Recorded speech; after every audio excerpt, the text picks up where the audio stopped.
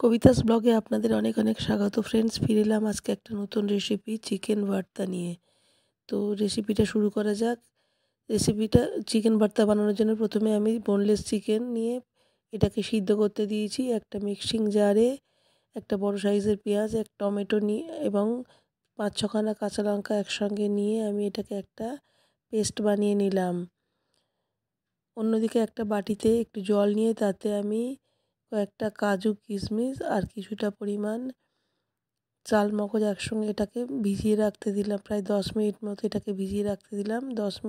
8 থেকে 10 মিনিট সিদ্ধ করার পর চিকেনগুলো সিদ্ধ হয়ে গিয়েছে। এটাকে আমি তুলে নিলাম এবং স্টকটাকে সাইড ফেলে দিইনি, সাইড করে রেখে দিলাম।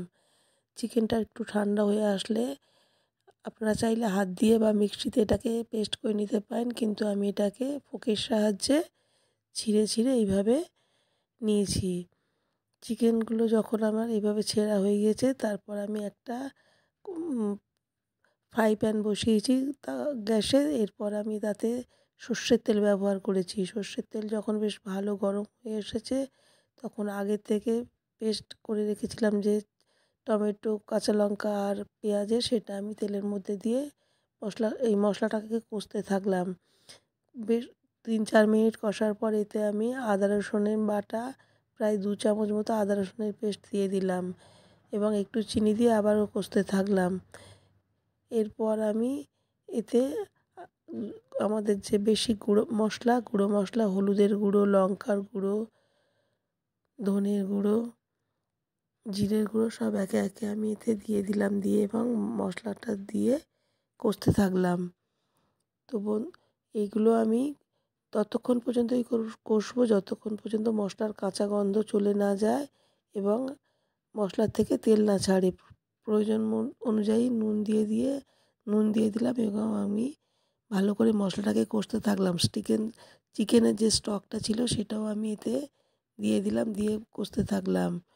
মিক্সিং জারে আমি কাজু, কিশমিশ যেটা ভিজিয়ে রেখেছিলাম তার সঙ্গে প্রায় 2 চামচ মতো টক দই দিয়ে দিলাম, দিয়ে একটা পেস্ট বানিয়ে নিলাম। মশলা একদম কষা রেডি।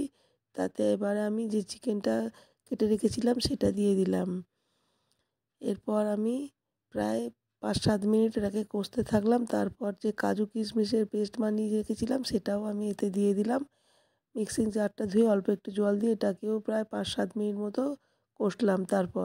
এরপর আমার রান্না প্রায় হয়ে এসছে। এখন আমি ওপর থেকে ফ্রেশ ক্রিম ছড়িয়ে দিলাম। ফ্রেশ ক্রিমটা চিকেন ভর্তাতে খুব প্রয়োজনীয় একটা ইনগ্রিডিয়েন্টস। এরপর একটা ডিম আমি সিদ্ধ করা যে ডিম ছোটো ছোটো টুকরো করে কেটে এইভাবে আমি